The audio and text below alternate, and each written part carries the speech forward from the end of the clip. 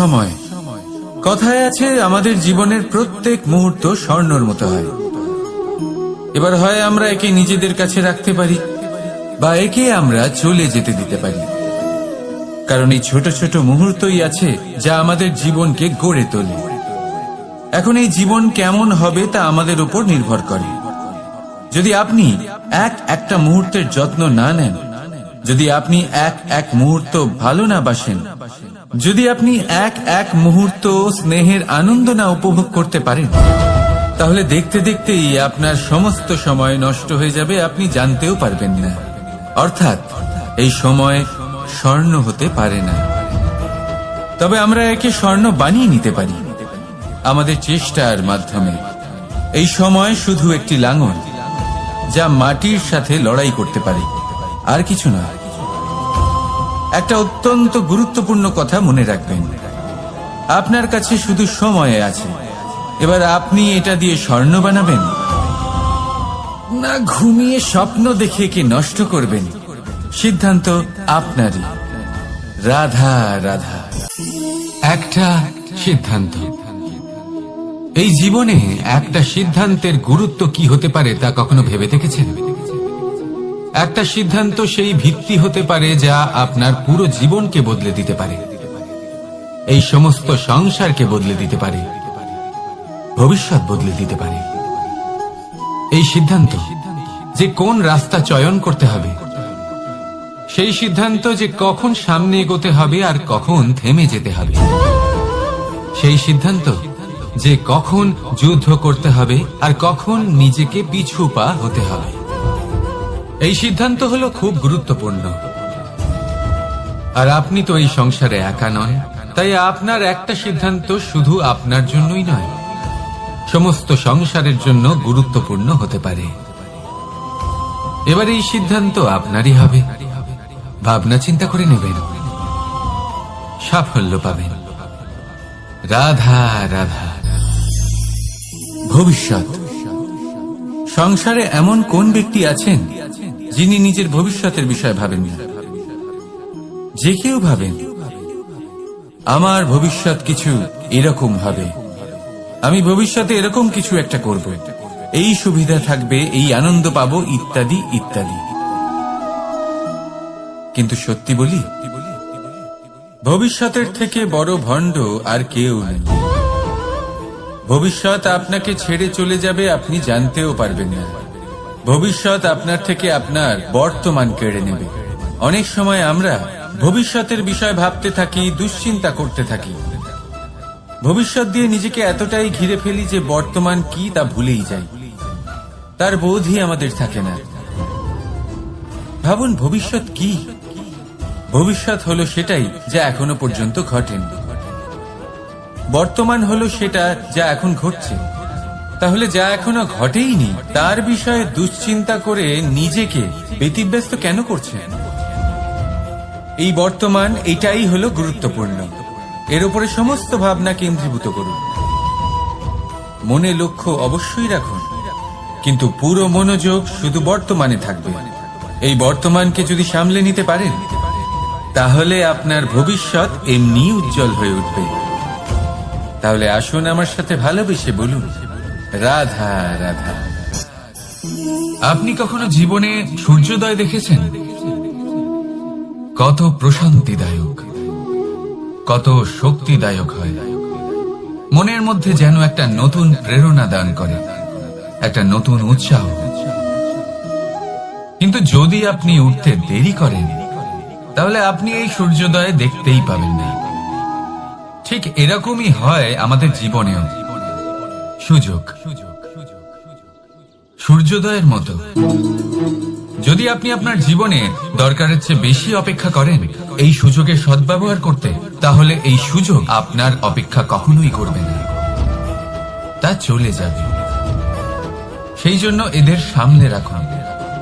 সঠিক সময় আসলে এই সুযোগের সদ্ব্যবহার করুন, নিজের কর্মকে সম্পূর্ণরূপে সার্থক করুন। এটাকে এক মুহূর্তের মতো দেখুন। যদি এরকম করেন, তাহলে জীবনও সূর্যোদয়ের মতোই হবে। এতে সন্তুষ্টি থাকবে, গৌরব থাকবে, আর থাকবে শান্তি। রাধা রাধা। আমরা জীবনে এমন অনেক মানুষকে চিনি যারা অত্যন্ত শক্তিশালী, নিজের পরীক্ষা দিতে কখনো পিছপা হন না, খুব কঠোর হন, আত্মপ্রত্যয়ী হন, কিন্তু তাও তারা সাফল্য পান না। কেন? কি কারণ হতে পারে এর? লৌহ মানবের মতো ব্যক্তিত্বের অধিকারী হওয়া সত্ত্বেও তারা সফলতা কেন লাভ করেন না? এবার এটার উত্তর তাদের ব্যক্তিত্বের মধ্যেই লুকিয়ে রয়েছে। লৌহ মানব, লোহা। আপনি কখনো লোহাকে দেখে থাকবেন অত্যন্ত শক্তিশালী, অত্যন্ত কঠিন, কিন্তু শুধু তখনই যখন সেটা শান্ত থাকে, শীতল থাকে।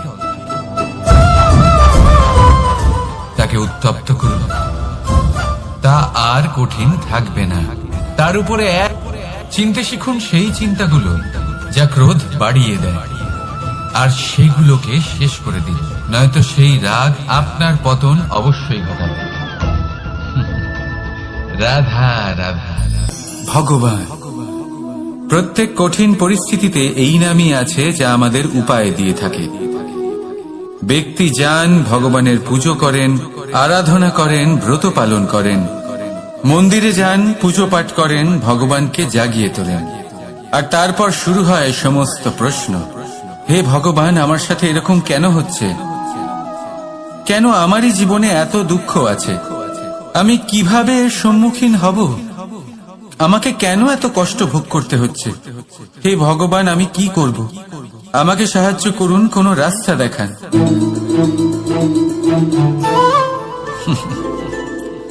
চলুন আমি আপনাকে একটা প্রশ্ন করি।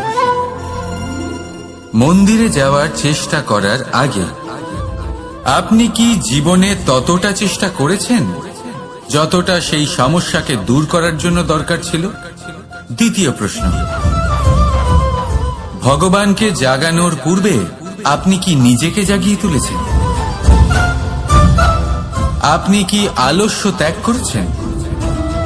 তৃতীয় প্রশ্ন, ভগবানকে জিজ্ঞাসা করার আগে আপনি কি নিজেকে জিজ্ঞাসা করেছেন যে আমি কেন এত অসফল হচ্ছি? যদি না করে থাকেন তাহলে সবার আগে এটা করুন। আপনি সমস্ত প্রশ্নের উত্তর পাবেন, সমস্ত বিপদের পরিত্রাণ পাবেন। অন্য কোথাও নয়, নিজের ভেতরে তাকিয়ে দেখুন।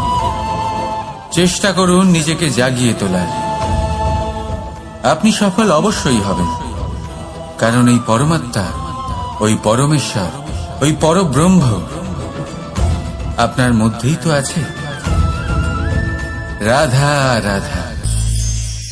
আমরা অনেকবার লোকের থেকে এই কথা শুনেছি, জীবনে যখনই ধন অর্জন করবে বাঁচিয়ে রাখবে। কি হয়, কঠিন পরিস্থিতিতে আপনার খারাপ সময় তা আপনার কাজে আসে। কিন্তু এই কথা কি 100% সত্যি? ভাবুন, এই সমস্ত ধন যা আপনি অর্জন করেছেন তা কি আপনাকে সুস্বাস্থ্য দিতে পারবে? এই সমস্ত ধন কি আপনাকে সুখ এনে দিতে পারবে? পারবে না, তাই না? চলুন আমি আপনাকে একটা কথা বলি। পরমেশ্বর, ঈশ্বর, যদি এই ঈশ্বরের ওপর আপনি বিশ্বাস রাখেন, সর্বদাই ভালো কাজ করেন, সবার মধ্যে প্রেম ছড়িয়ে দেন, আর সবার জন্য শুধু ও শুধুমাত্র শুভ কামনা করেন, তাহলে আপনার সাথে কখনো কোনো খারাপ হতে পারে না। তাই সময় বদলান, সময় বদলানোর উপকরণ নয়। আর ভালোবেসে বলুন রাধা রাধা। অনেকবার আমাদের দৃষ্টিভঙ্গি এমন হয়ে থাকে যে আমাদের আসল সত্যের থেকে অনেকটা দূরে নিয়ে যায়। আমরা যেরকম দেখি সেরকম সবসময় হয় না। এবারে দেখুন না, আমরা মানুষেরা, আমাদের ভালো লাগে, আমরা কোথাও গেলাম, আমাদের স্বাগত জানানো হলো, আমাদের প্রশংসা করা হলো, কেউ আমাদের দিকে হাসি মুখে তাকালো, আমাদের ভালোবাসলো, আমাদের ভালো লাগে। কিন্তু যদি কেউ ক্রুদ্ধ হয়, কটাক্ষ করে, ব্যঙ্গ করে, তাহলে আমরা তক্ষুনি তাকে নিজের শত্রু ভেবে ফেলি, তার উপরে ক্রুদ্ধ হয়ে যাই। একটা কথা মনে রাখবেন, এই হাসি সবার জন্যই হয়। আপনি তাদেরকেও হাসি উপহার দিতে পারেন যাদের আপনি চেনেন, তাদেরও দিতে পারেন যাদের আপনি চেনেন না, ছোটদের দিতে পারেন, বড়দের দিতে পারেন, সবার জন্যই হলো এই হাসি। কিন্তু ক্রোধ, ক্রোধ তাদের উপরেই আসে যাদের আমরা জীবনে কখনো হারাতে চাই না, যাদেরকে আমরা অসম্ভব ভালোবাসি, যাদের জন্য আমরা আশা করি যে তাদের জীবনের পরবর্তী সময় সব সময় সুখময় হোক, উজ্জ্বল হোক। সেই জন্য আপনার জীবনের সমস্ত সেই ব্যক্তি যারা আপনার উপরে ক্রুদ্ধ হন, কটাক্ষ করেন, জরুরি নয় তিনি আপনার শত্রুই হবেন। হতে পারে সে হলো আপনার শুভাকাঙ্ক্ষী, যিনি আপনার শুধুমাত্র ভালোই চান, যিনি আপনার জন্য একটা সুন্দর ভবিষ্যৎ চান। সেই জন্য সব সময় মন দিয়ে অন্যের কথা বোঝার প্রয়াস করুন। আপনি জানতে পারবেন তাদের কর্মের ধর্ম কি হতে পারে, আপনি জানতে পারবেন তাদের ক্রোধের মর্ম কি হতে পারে। রাধা রাধা। জীবনের এই পথে এগোতে এগোতে আমরা কোথাও থেমে যাই, আমরা জানি না কেন। আমরা চেষ্টা করি যেন আমরা সামনে এগোতে পারি, কিন্তু এরকম হয় না। কি কারণ হতে পারে?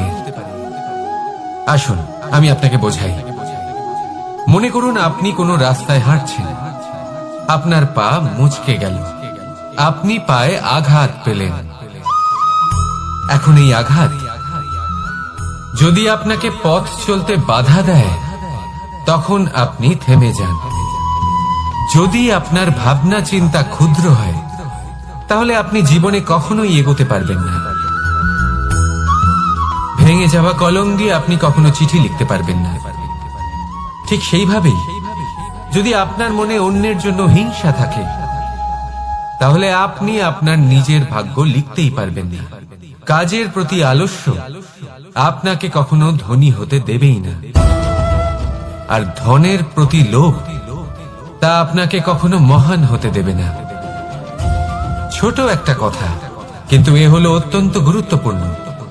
ভাবনা চিন্তা অবশ্যই করুন, আর বোঝার চেষ্টা করুন সেটা যা আপনি বুঝতে চান। হতে পারে আপনি এমন কোনো পথ খুঁজে পেলেন যার ফলে আপনি কোনো খারাপ পথে যেতে যেতে থেমে গেলেন, বা আপনি এমন কোনো অর্থ খুঁজে পেলেন যা আপনাকে মহান হবার পথে অগ্রসর করে দিল। রাধা রাধা। অহংকার এ হলো ছোট একটা শব্দ, কিন্তু এর প্রভাব অত্যন্ত বৃহৎ হয়ে থাকে। আর সব থেকে বড় সমস্যা হলো মানুষ আজ অব্দি বুঝতেই পারেনি যে এই অহংকারের বাস্তব রূপ কিরকম।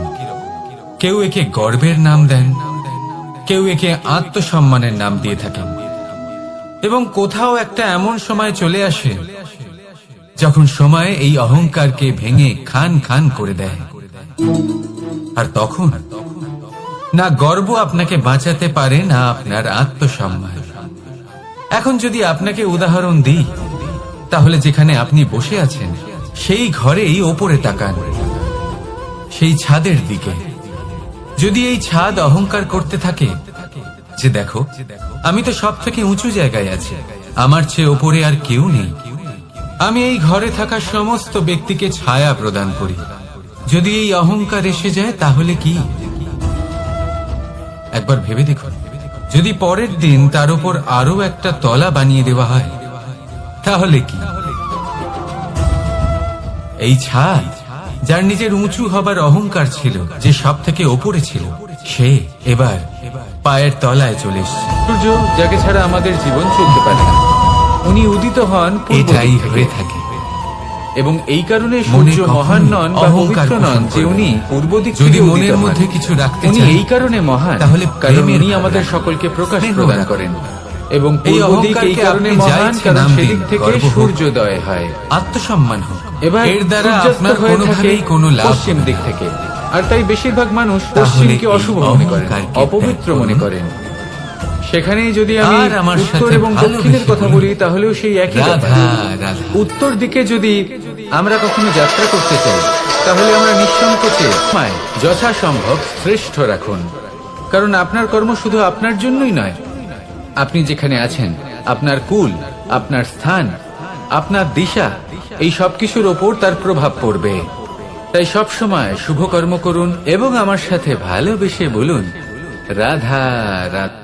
জন বনে, সেই বনের বিষয়ে, সেই পথের বিষয়ে, গাছপালার বিষয়ে, পশুপক্ষীর বিষয়ে আমার যদি কোনো জ্ঞান না থাকে, সেই বনের ক্ষুদ্র থেকে ক্ষুদ্রতর অংশের বিষয়ে যদি আমার কোনো জ্ঞান না থাকে, তাহলে হতেই পারে সেই বনে কোথাও আমি হারিয়ে যাব। হয়তো এমন ভাবে হারিয়ে যাব কোনোদিনও বাইরেই বেরোতে পারবো না। তাই সেই বনের বিষয়ে জ্ঞান লাভ করা আবশ্যক। এটাই হলো শিক্ষা। জীবনে বেশিরভাগ মানুষই কেন অসফল হন? ওনারা একটা লক্ষ্য স্থির করেন, কিন্তু সেই পথের বিষয়ে তারা পর্যাপ্ত জ্ঞান অর্জন করেন না। সেই পথে কি বিপদ আসতে পারে প্রত্যেকটা পৃষ্ঠার জ্ঞান তাদের নেই, আর সেই জন্যই তারা অসফল হন। আপনি জীবনে যখনই কোনো লক্ষ্য স্থির করবেন, কোনো লক্ষ্য সাধন করবেন, পরিকল্পনার সাথে সেই পথে অগ্রসর হন। সেই পথকে বোঝার চেষ্টা করুন, সেই পথের বিপদ সম্পর্কে জ্ঞান লাভ করুন, সবকিছু জানার চেষ্টা করুন, অজানা তথ্য আহরণ করুন, আর তারপর সেই লক্ষ্যের প্রতি নিজেকে সমর্পিত করুন। তবেই আপনি সাফল্য লাভ করবেন। আর এই মন প্রসন্ন হয়ে বলবে, এই সংসারে সবচেয়ে বড় পাপ কি হতে পারে? কেউ বলবেন অসত্য, কেউ বলবেন ছলনা, আবার এটাই হলো শিক্ষা। জীবনে বেশিরভাগ মানুষই কেন অসফল হন? ওনারা একটা লক্ষ্য স্থির করেন, কিন্তু সেই পথের বিষয়ে তারা পর্যাপ্ত জ্ঞান অর্জন করেন না। সেই পথে কি বিপদ আসতে পারে প্রত্যেকটা পৃষ্ঠার জ্ঞান তাদের নেই, আর সেই জন্যই তারা অসফল হন। আপনি জীবনে যখনই কোনো লক্ষ্য স্থির করবেন, কোনো লক্ষ্য সাধন করবেন, পরিকল্পনার সাথে সেই পথে অগ্রসর হন। সেই পথকে বোঝার চেষ্টা করুন, সেই পথের বিপদ সম্পর্কে জ্ঞান লাভ করুন, সবকিছু জানার চেষ্টা করুন, অজানা তথ্য আহরণ করুন, আর তারপর সেই লক্ষ্যের প্রতি নিজেকে সমর্পিত করুন। তবেই আপনি সাফল্য লাভ করবেন। আর এই মন প্রসন্ন হয়ে বলবে, এই সংসারে সবচেয়ে বড় পাপ কি হতে পারে? কেউ বলবেন অসত্য, কেউ বলবেন ছলনা, আবার কেউ বলবেন লালসা। না, সংসারে সবচেয়ে বড় পাপ হলো নারী জাতির অসম্মান, নারীর মান ভঙ্গ করা। কারণ এই অপরাধ কেবল নারীর শরীরকেই নয়, বরং তার মন আর আত্মাকেও আহত করে থাকে। তাহলে এবার প্রশ্ন হলো, যে এই অপরাধ করেছে তাকে কি শাস্তি দেওয়া উচিত? কেউ বলবেন শারীরিক যন্ত্রণা, আর কেউ বলবেন মৃত্যুদণ্ড। কিন্তু এই অপরাধের শাস্তি নির্ধারণ করার আগে এটা জানার কি কোনো প্রয়োজন নেই যে অপরাধী আসলে কে? এখন আপনি বলবেন সহজ ব্যাপার, সেই পুরুষ যে নারীর মান ভঙ্গ করেছে। কিন্তু এ কি সম্পূর্ণ সত্যি? নিজের অপমানের জন্য, নিজের সম্মানকে নিজেই হারানোর জন্য কখনো নারী কি নিজে দায়ী হতে পারে না? ভেবে দেখুন, সম্মানহানির থেকে বাঁচার জন্য সর্বপ্রথম সম্মানের সীমার উপর নজর দেওয়া প্রয়োজন। রাবণ সীতার হরণ এই জন্যই করতে পেরেছিলেন, কারণ সীতা নিজের বোকামোর জন্য রাবণের সেই সীমা উল্লঙ্ঘন করা সহজ করে দিয়েছিলেন। কিন্তু অশোক বাটিকাতে সেই সীতাকেই রাবণ স্পর্শ পর্যন্ত করতে পারেননি, কারণ সে রাবণ আর তার মাঝখানে ঘাস দিয়ে একটা ছোট রেখা বানিয়ে দিয়েছিলেন। জীবনে না বলতে শিখুন। যদি কেউ আপনার সম্মানের সীমা পার করতে চেষ্টা করে, তাহলে তাকে সেখানেই আটকাতে শিখুন। আপনার উপরে ওঠা প্রথম হাত, প্রথম কটাক্ষ ওইখানেই আটকাতে শিখে নিন। তখন কোনো পুরুষের সাহস সুখ, দুঃখ এবং শক্তি, এই তিন হলো এই সংসারের ত্রিদেবের মতো। আমাদের জীবনে যা কিছু ঘটছে এই তিনটির ভিত্তির উপরেই হচ্ছে। আসলে এই সংসারের একটা নিয়ম আছে, যখনই আপনি কিছু লাভ করেন এই সংসার আপনার পরীক্ষা নেয়। এটা জানার জন্য আপনার পরীক্ষা নেয় যে আপনি যা কিছুই লাভ করেছেন আপনি কি আদৌ সেটার যোগ্য কিনা। ঠিক সেইভাবেই এই সুখ, দুঃখ এবং শক্তি আপনার পরীক্ষা নিয়ে থাকে। যখন সুখ আসে তখন সে আপনার পরীক্ষা নেয় যে আপনার মধ্যে অহংবোধ জাগ্রত হয়নি তো।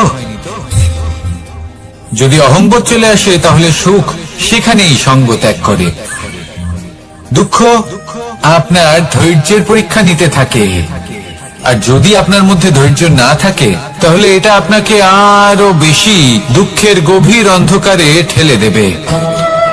সেখানে শক্তি পরীক্ষা নেয় আপনার বিনম্রতার।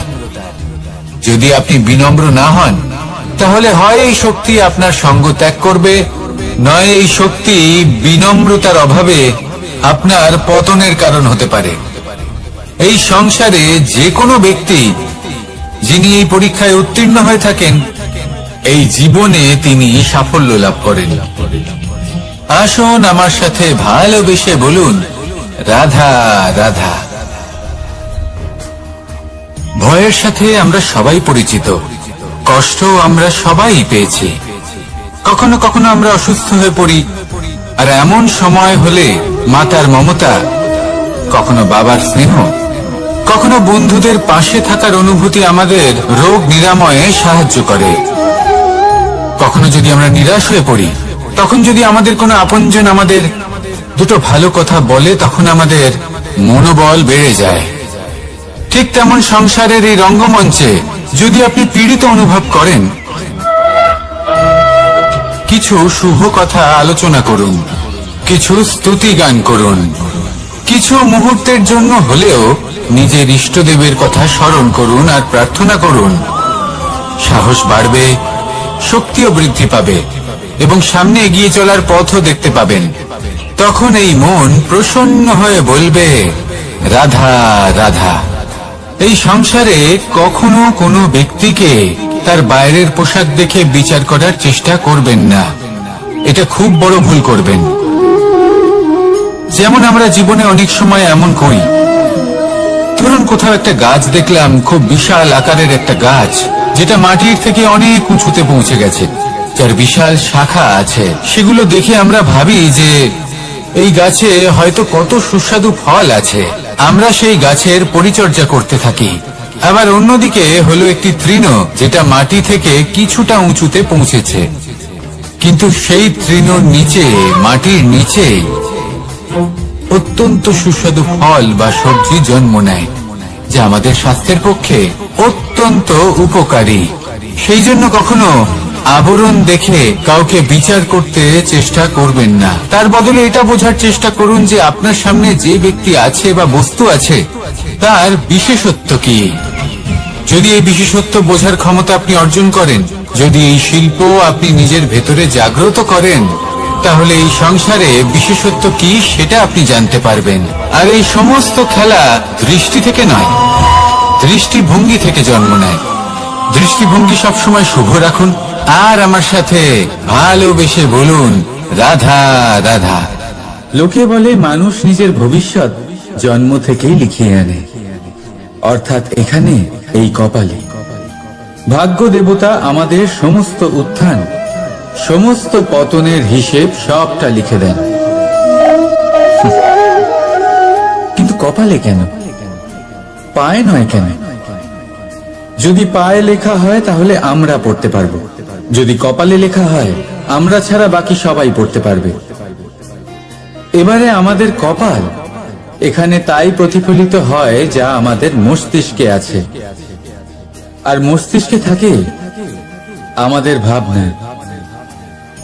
তাই এই ভাবনার ধনাত্মক হওয়া অত্যন্ত জরুরি।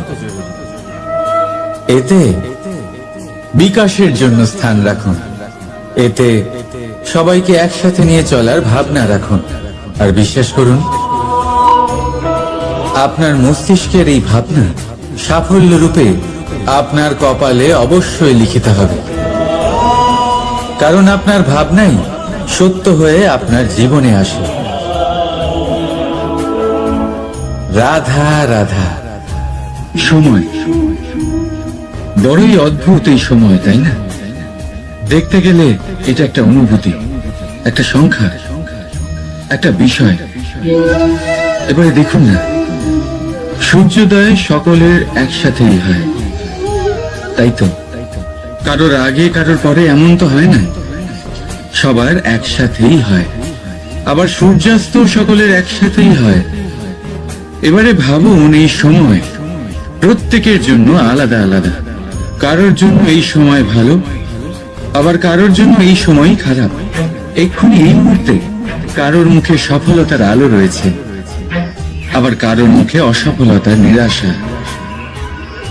এটা কেন? কেন এই সময় কারোর জন্য শ্রেষ্ঠ, আবার কেন তা কাউকে নিরাশ করে?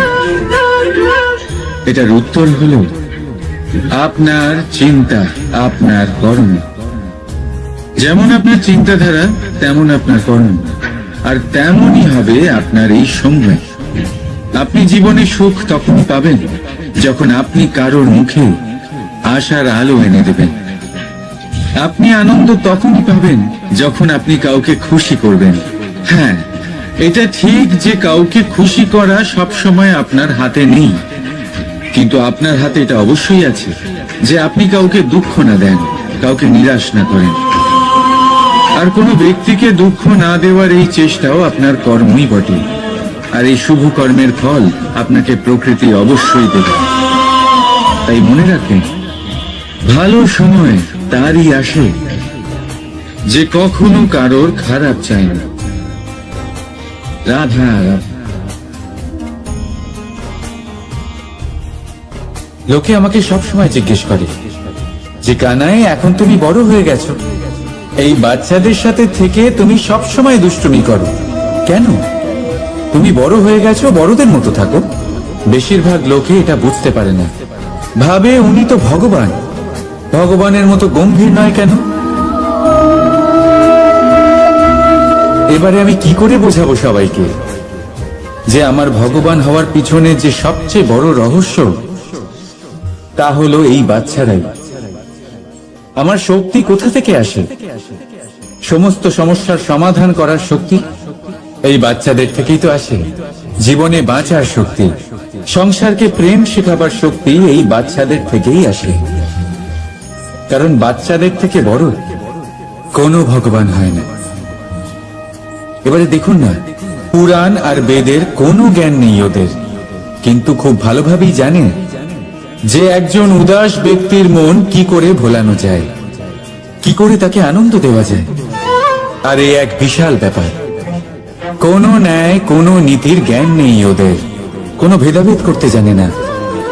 কিন্তু এটা অবশ্যই জানে একজন একা অজানা ব্যক্তিকে নিজের দলের সদস্য কি করে বানাতে হয়, কি করে তাকে আপন করতে হয়। আর এক বড় ব্যাপার, এই বাচ্চাদের থেকে অনেক কিছু শেখার আছে। তাই আপনারাও নিজেদের জীবনে গম্ভীর হওয়ার চেষ্টা কখনোই করবেন না। আর যদি করেন তাহলে এই সংসার খুবই নিরস লাগবে আপনার। আপনিও বাচ্চাদের মতো নিষ্পাপ থাকুন আর নিজেকে আনন্দে রাখুন। লাভ আর ক্ষতির ঊর্ধ্বে গিয়ে সম্পর্ককে দেখুন। জ্ঞান অর্জন করার পরিবর্তে ভালোবেসে সম্পর্ক পালন করুন। আপনি নিজেই বুঝে যাবেন যে এই সংসার কতটা সুন্দর। রাধা রাধা। মানুষ জন্ম নেয়, আর জন্ম নিলেই তার জীবনযাত্রা শুরু হয়ে যায়। তারপর সে পরিশ্রম করে, লড়াই করে, আর সে তার ফল অবশ্যই পায়। সেই নিজের জীবনযাত্রা নিজেই সাজায়। তার জীবনে ভয় ততক্ষণ প্রবেশ করে না যতক্ষণ না সে জীবনে কিছু অর্জন করে। একবার সে কিছু পেয়ে গেলে তারপরে সেটা হারিয়ে যাওয়ার ভয় মনের মধ্যে জন্ম নেয়। তারপর সে ভাগ্য, জ্যোতিষ, ভবিষ্যৎ এই সব দেখতে ব্যস্ত হয়ে পড়ে। আমি আপনাকে একটা প্রশ্ন করছি, আপনি যখন এই সংসারে এসেছিলেন কি নিয়ে এসেছিলেন যে আপনি হারাবেন? কিছুই না। আপনার বশে আপনার জীবনের সেই মুহূর্তই আছে যা আপনার হাতে আছে, অন্য কিছুই নয়। আপনার হাতে আছে আপনার কর্ম। যে জীবনে দুর্ভাগ্যে হতাশ হয় না, যে অসফলতার জন্য ভেঙে পড়ে না, সেই এই জীবনে বিজয়ী হয়। বলুন, যখন আপনার জীবনে কিছুই ছিল না, কি করেছিলেন? পরিশ্রম করেছিলেন, লড়াই করেছিলেন, আর সেই সব কিছু পেয়েছেন যা পেতে চেয়েছিলেন। তাহলে আজ সব পাওয়ার পর ভয় কিসের? সেই সব জিনিস কি আপনাকে পরিশ্রম করার থেকে আটকায়? না। সেই জন্য নিজের হাতের রেখায় কখনো নিজের পথ খুঁজবেন না, কারণ এই সংসারে যাদের হাতই নেই তারাও নিশ্চিতভাবে তাদের নিজের পথ নিজেই বানিয়ে নেয়। তাহলে আপনার কি নিয়ে চিন্তা? রাধা রাধা।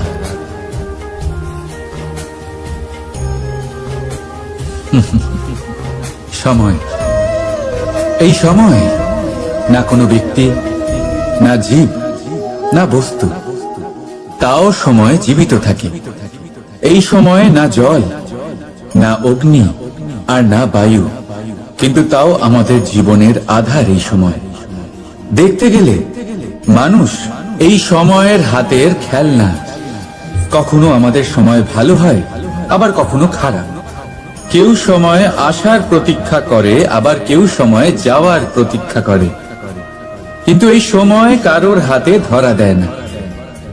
এই সময় যা কেউ দেখতে পায় না, এটা সবাইকে সবকিছু দেখিয়ে যায়। দেখিয়ে যায় যে আপনকে আর পরকে, আমাদের শুভাকাঙ্ক্ষীকে আর ক্ষতিকে চায়, আমাদের মিত্রকে আর আমাদের শত্রুকে। এই সময় আপনাকে দেখায় যে আপনি কতটা শক্তিশালী, সেই সময় আপনাকে দেখিয়ে যাবে আপনি কতটা দুর্বল। এই সময় সব কিছু দেখিয়ে যায়। তাই এই সময় যা এতটা শক্তিশালী, তা আমরা নষ্ট কেন করি? ভেবে দেখুন। এবারে উঠুন আর এই সময়ের সম্পূর্ণ ব্যবহার করুন, এই সময়ের সদ্ব্যবহার করুন, কারণ এই সময়কে ব্যবহার করাটাই আপনার হাতে রয়েছে, আর কিচ্ছু না। আর এই সময় একবার বয়ে গেলে তখন যাই করুন না কেন, কখনো ফেরত আসবে না। সময়ের সদ্ব্যবহার করুন আর সবার মধ্যে আনন্দ ছড়ান। আর আসুন আমার সাথে ভালোবেসে বলুন, রাধা রাধা। আমরা সবাই জীবনে সফল হতে চাই, তাই না? প্রত্যেকের জীবনে ব্যক্তিগত একটা লক্ষ্য আছে, আর প্রত্যেকের জীবনে তাদের লক্ষ্যে পৌঁছানোর আলাদা আলাদা যাত্রা আছে। এবার এই যাত্রায় অগ্রসর হওয়ার জন্য পথের দরকার। পথ, এই পথ, এটা অত্যন্ত গুরুত্বপূর্ণ, আর মানুষ এটাই বুঝে উঠতে পারেন না। অধিকাংশ মানুষ তাদের গোটা জীবন কাটিয়ে দেন এই পথ খুঁজতে গিয়ে, আর অধিকাংশ মানুষ জীবন কাটিয়ে দেন তাদের এই পথ বদলাতে গিয়ে। কিন্তু এভাবে সাফল্য অর্জন করা যায় না। এবারে আপনারা জিজ্ঞেস করবেন, কি করে সাফল্য লাভ করবেন? এই সফলতা তিনি অর্জন করেন যে তার পথ নিজেই তৈরি করে। দেখুন, যত শক্তি আর যত সময় আপনি পথ খুঁজতে আর বদলাতে গিয়ে নষ্ট করবেন, তার থেকে কম সময় এবং শক্তির দ্বারা আপনি নিজের পথ নিজেই বানাতে পারবেন, নিজের লক্ষ্যে পৌঁছতে পারবেন। সেই জন্য বারবার আপনার পথ বদলাবেন না, খোঁজাখুঁজি করবেন না। নিজের এই যাত্রায় নিজের পথ নিজেই তৈরি করুন, আর যত তাড়াতাড়ি সম্ভব নিজের লক্ষ্যে পৌঁছে যান। রাধা রাধা। আপনি ওই কথাটা নিশ্চয়ই শুনেছেন যখন ভগবান একটা দরজা বন্ধ করেন তখন অন্যদিকে অনেক দরজা খুলে দেন। এবার এই দরজা, এই সমস্ত পথ আমরা দেখতে পাই না, অনেক সময় আমরা বুঝতে পারি না, হারিয়ে যায় সব। কখনো কখনো মনে হয় যে এই কথাটাই মিথ্যে, কিন্তু আসলে তা তো নয়। তাহলে হারিয়ে যায় কেন? কারণ আমরা সময় নষ্ট করি এই দরজার দিকে তাকিয়ে থেকে। ভাবি এই বুঝি দরজা খুলবে, এবার দরজা খুলবে। অপেক্ষা করতে করতে আমরা অনেক সময় নষ্ট করে ফেলি। এত সময় নষ্ট করি যে আমরা দেখতে পাই না, খুঁজে পাই না সেই সমস্ত দরজা আর পথ যা আমাদের জন্য খোলা রয়েছে। যদি খুঁজেই না পাই তাহলে তা ব্যবহার করব কি করে? মনে রাখুন, ভগবান সব সময় আমাদের সাথে রয়েছেন, আমাদের সাহায্য করছেন। এই পথ সব সময় আছে, সর্বত্র আছে। দরকার রয়েছে শুধুমাত্র দৃষ্টির, দৃষ্টিভঙ্গি এবং ভাবনার। এই দৃষ্টিকে বিস্তৃত করুন, এই দৃষ্টিভঙ্গিকে ধন্যাত্মক করে তুলুন, আর এই ভাবনা, এর সীমা একটু বাড়িয়ে তুলুন। তারপর দেখবেন সব খুঁজে পাবেন। আসলে কি, এই যে ঈশ্বর, এই যে পরমাত্মা, তা আমাদের সাথে রয়েছে, আমাদের মনের মধ্যে রয়েছে। যিনি তাকে মন থেকে চাইবেন তিনি তাকে মনের মধ্যে অবশ্যই খুঁজে পাবেন। যদি উনি মন থেকে চান পথ খুঁজে পেতে, তাহলে তিনি অবশ্যই পথ খুঁজে পাবেন। তাহলে আসুন আমার সাথে ভালোবেসে বলুন, রাধা রাধা। ধর্ম, আমরা সকলে ধর্মের বিষয়ে কথা বলি, কখনো নিজের ধর্মের বিষয়, আর কখনো অন্যের ধর্মের বিষয়। কখনো আমরা অধর্ম দেখলে সেই বিষয়ে কথা বলি। অনেক রকম আলোচনা হয়, কিন্তু এই ধর্ম আসলে কি, সেটা কি কেউ বোঝে? যদি আমি আপনাকে উত্তর দিই, এই উত্তর সরল। ধর্ম হলো তাই যা মানুষকে অন্য মানুষের সাথে, সমস্ত বিশ্ব সংসারের সাথে আনন্দ সহকারে বাঁচতে শেখায়। সেই জন্য আপনি যদি কখনো কোনো ধর্মীয় স্থানে যান, সেই ধর্মীয় স্থানে গিয়ে আপনার শান্তির অনুভূতি হয়, তাই না? কিন্তু দেখুন, ধর্মের জ্ঞান থাকলেই সেই মানুষ ধর্মের পথে চলতে পারবে এমন কোনো কথা নেই। অনেক সময় সম্পর্কে যখন সংঘর্ষ বেড়ে যায়, তখন ইচ্ছের জন্ম হয়, ক্রোধের জন্ম হয়, অহংকারের জন্ম হয়, আর তারপর বিনাশ হয়ে যায় এই ধর্মের। সেই জন্য দ্বিতীয় সব থেকে গুরুত্বপূর্ণ গুণ যা আমার সারথীর মধ্যে থাকা উচিত, তা হলো ধর্মবীর হওয়া। এবার দেখতে হবে সেটা এই যে কে হবে সেই ব্যক্তি যিনি এই স্বয়ম্বরে নিজের ধর্মে অটল থাকবেন। কারণ সেই ব্যক্তি এই সংসার থেকে সরে এসে ধর্মের পুনঃস্থাপনের এই মহাকার্যে আমার সারথী হতে পারবেন। তাহলে আসুন আমার সাথে ভালোবেসে বলুন, রাধা রাধা। কর্ম, ধর্ম, জ্ঞান, এই 3 স্তরে অনেক মানুষ পৌঁছতে পারেন। অনেকে এই পরীক্ষা দিয়ে তাতে উত্তীর্ণ হয়ে যেতে পারেন, কিন্তু শিখরে পৌঁছে শাসন তিনিই করতে পারেন যার কাছে এই চতুর্থ গুণটিও থাকে। সমর্পণ অত্যন্ত গুরুত্বপূর্ণ একটা গুণ। এটা, এই সমর্পণ আসলে অত্যন্ত গুরুত্বপূর্ণ। পূর্ণ সমর্পণ দরকার নিজের লক্ষ্যের প্রতি, সমর্পণ নিজের কর্তব্যের প্রতি, সমর্পণ নিজের আত্মার থেকে নির্গত স্বরের প্রতি, সমর্পণ নিজের রথীর প্রতি, অর্থাৎ আমার প্রতি। এবার এই পরীক্ষায় অত্যন্ত কঠিন এক বাঁক আসতে চলেছে, যেখানে সারথীকে সমর্পণের নিরিখে পরীক্ষা করা হবে, আর তাতে উত্তীর্ণ হওয়ার পরেই তার হাতে ধর্ম স্থাপনের রথের রাশ তুলে দেওয়া হবে। দেখা যাক কি হয়। ততক্ষণ আপনি প্রসন্ন থাকুন আর আমার সাথে ভালোবেসে বলুন, রাধা রাধা।